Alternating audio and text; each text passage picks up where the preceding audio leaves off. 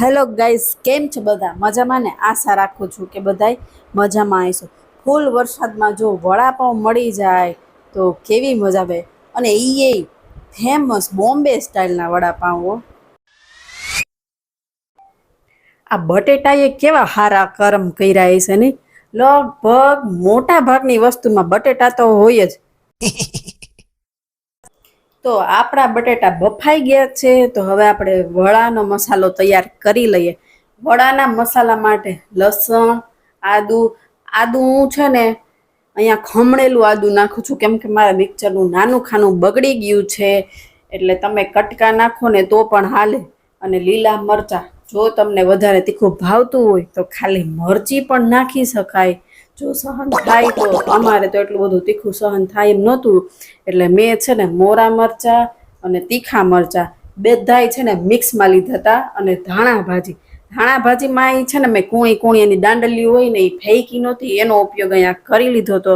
અને આ મસાલામાં ખાલી મીઠું જ નાખવાનું છે અને મિક્સરમાં અધ કચરું પીસિંગ કરી દેવાનું છે. હવે આપણે વડાના મસાલાનો વઘાર કરી લઈએ. વઘાર માટે થોડુંક તેલ ગરમ મૂક્યું છે અને આમાં ફૂલ રાઈ, પાછું વળીને જોવાનું નથી. અને બહુ બધો લીમડો, આ બે વસ્તુથી જ વઘાર કરવાનો છે. અને આપણે જે ચટણી પીસિંગ કરી હતી ને, એ ચટણી આમાં નાખી દેવાની છે. અહીંયા આપણે મીઠું નાખવાનું નથી, કેમ કે પીસવામાં આપણે મીઠું નાખ્યું હતું. એટલે અહીંયા ખાલી આપણે હળદર અને હિંગ બે જ વસ્તુ નાખવાની છે. અને થોડીક વાર આ ચટણીને ચડવા દેવાની છે.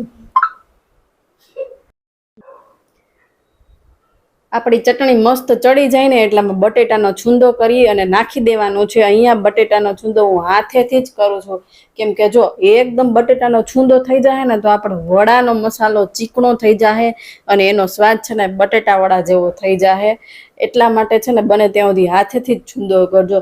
અને છેલ્લે રસોઈની રાણી એટલે કે ધાણા ભાજી નાખી અને આ મસાલાને આપણે ઠંડો કરવા રાખી દઈએ. વડાનો મસાલો બનાવતી વખતે એટલે કે બની જાય ને ત્યારે એકવાર ચાખી લેવો. જો તમને મીઠું ઓછું લાગે તો તમે નાખી શકો છો, પણ મેં તો અહીંયા ચટણીમાં અને બટેટા બાફતી વખતે મીઠું નાખ્યું હતું, એટલે મારે મીઠાની જરૂર નહોતી. જો તમારે મીઠું વધારે જોઈએ તો તમે વધારે એડ કરી શકો છો. વડાનો મસાલો ઠંડો થાય ત્યાં સુધીમાં આપણે વડાપાઉં વારે ખાવાની ચટણી તૈયાર કરી લઈએ. આપણે આ સાઈડ મીન્સ કે સૌરાષ્ટ્રમાં આપણે જે દાબેલિયારે ચટણી ખાય ને લગભગ એ ચટણી આપે વડાપાઉં વારે. પણ જો વલસાડ બાજુ તમે જાઓ ને તો આ ટાઈપની ચટણી આપે છે, જે મને બહુ ભાવે છે. તો આપણે એ ચટણી બનાવી લઈએ.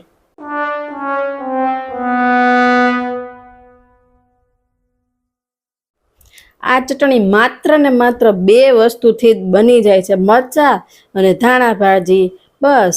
અને હા, મીઠું તો નાખવું પડે ને. આમાં મીઠું અને હિંગ નાખી આ ચટણીને આપણે અધકચરી પીસી લેવાની છે.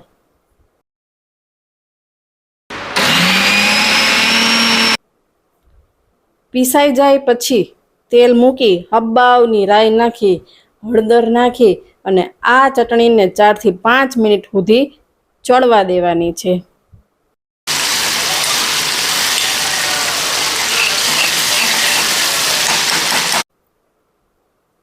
તો તૈયાર છે આપણી વડાપાવ વારે ખાવાની લીલી ચટણી. તો આ ટાઈપની ચટણી તમે પણ એકવાર જરૂરથી બનાવજો. બીજી ચટણી છે ને ભૂલી જાઓ. ખરેખર વડાપાવ ખાવાનો ટેસ્ટ છે ને આ ચટણી યારે જ મજા આવે છે. હવે વડાપાવના વડા જે ચણાના લોટમાં આપણે ડુબાડવાના છે, તો એ લોટની આપણે તૈયારી કરી લઈએ. એના વગર તો બિચારા વડા હજી અધૂરા જ છે.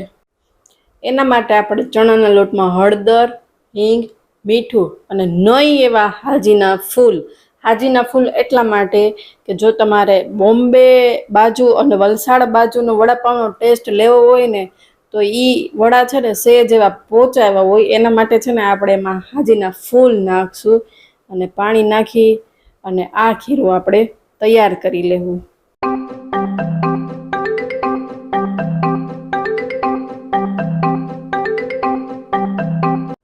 વડાનો મસાલો ઠંડો થઈ ગયો છે એટલે આપણે એના વડા ફટાફટ તૈયાર કરી લઈએ અને બીજી બાજુ તેલ ગરમ થવા પણ મૂકી દઈએ. આપણું તેલ ગરમ થઈ ગયું છે અને એક પછી એક વડા બિચારા તેલમાં ડૂબકી મારવા માટે ઉતાવળા થાય છે. તો વારાફરતી આપણે બધાય વડાનો વાળો લઈ લઈએ છીએ. જોઈ લ્યો, પણ મોઢામાં પાણી આવી ગયું ને વડા જોઈને. તો રાસ એને જો છો, વરસાદની સિઝન ચાલુ છે, તમે એકવાર વડાપાઉં બનાવી નાખો અને કમેન્ટ કરો કે તમારા વડાપાઉં કેવા બન્યા છે.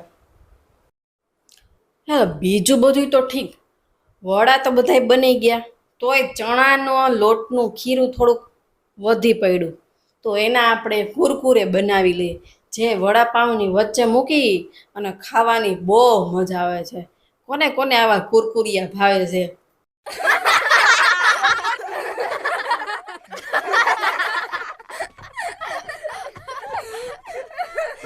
થોડીક વાર થયું ને ત્યાં ફ્રીજમાંથી મરચાં બોલ્યા કે વડાપાઉં હોય અને હું ન હોય એવું થોડી હાલે. વડાપાઉં તો મારા વગર અધૂરા જ છે. તો મેં કીધું હાલો ભાઈ તળી નાખીએ તીખા મરચાં. હવે એક લોઢી મૂકી એમાં બટર અથવા તો ઘી અથવા તો તેલ અને કાંઈ ન હોય ને તો ઘરનું બનાવેલું શુદ્ધ માખણ જે મેં વાપર્યું છે એ હોય તોય હાલે. પછી એમાં લાલ સૂકી ચટણી નાખી અને બધાય પાવ આપણે શેકી લઈએ. અમુકને શેકેલા ભાવે, અમુકને શેકેલા ન ભાવે, પણ મને છે ને અધકચરા શેકેલા વડાપાઉં ભાવે છે. તો આપણે આ પાઉંને શેકી લઈએ. આ લાલ ચટણી રેડીમેડ મળે છે અને તમારે ઘરે બનાવવી હોય તો આમાં કંઈ મોટી વાત નથી. તળેલા સિંગદાણા, લસણની કળી, પછી જે આપણે કુરકુરિયા બનાવ્યા એ બધું ભેગું કરી એમાં સૂકી લાલ ચટણી આ બધું ભેગું કરી અને મિક્સરમાં પીસી લેવાનું છે. તો આપણી સૂકી લાલ ચટણી તૈયાર થઈ ગઈ. તો તૈયાર છે આપણા બોમ્બે સ્ટાઇલના વડાપાઉં. અમુક લોકો તો જો કેવા ભૂખ્યા થયા, જો આમ સાઈડમાં તમને દેખાય છે નકરા વડા ખાવા માંડ્યા, પણ એટલી બધી ભૂખ લાગી ગઈ છે માણસને, હું એટલું નહીં ખમાતું હોય. વરસાદની સિઝનમાં વડાપાઉંની મોજ હો, ડુંગળી ને મરચાં ને તીખી ચટણી ને મોજ પડી જાય એવું છે ને બાકી. તો આ વડાપાઉંનો વિડીયો તમને કેવો લાગ્યો? જો તમને આ વિડીયો સારો લાગ્યો હોય તો આ વિડીયોને લાઈક, શેર અને જો નવા હોય તો મારી ચેનલને સબસ્ક્રાઈબ કરી દેજો.